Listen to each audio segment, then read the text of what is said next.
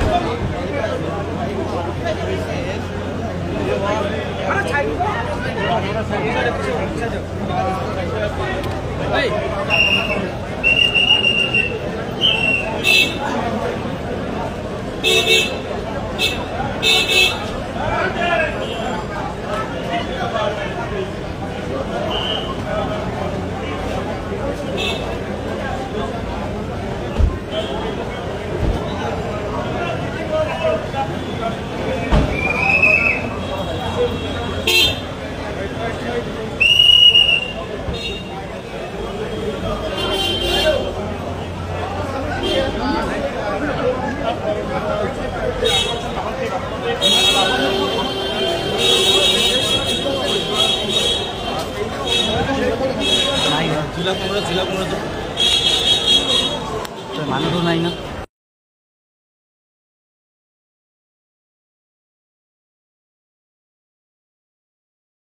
উপস্থিত হ'ব। তাতে অসম প্ৰদেশ কংগ্ৰেছৰ জিলা সভাপতি সকলৰ লগত এক পৰ্যালোচনা বৈঠকত মিটিং হ'ব। তাৰ পাছতে কিৰণশ্ৰী গ্ৰেণ্ড হোটেলৰ পৰা পোনে পোনে ছয়গাঁও বক সমষ্টিৰ যি বনগাঁৱত স্থিত যি জনসমাৱেশ সেই বিশাল জনসমাৱেশত উপস্থিত হ'বহি। আৰু এয়া আমি পোনপটীয়াকৈ মাই নিউজে ৰাতিপুৱাৰ পৰা আমি এয়াৰপৰ্টৰ পৰা বিমানবন্দৰৰ পৰা লাইভ দেখুৱাই আছো মাইণ্ডৰ দৰ্শকসকলক। ইয়াৰ পাছতে আমি ছয়গাঁও বক সমষ্টিৰ যি বিশাল জনসমাৱেশ, সেই জনসমাৱেশৰ পৰা আমি লাইভ দেখুৱাম। কেৱল আপোনালোকে চাই থাকিব মাই নিউজ নৰ্থ ইষ্ট।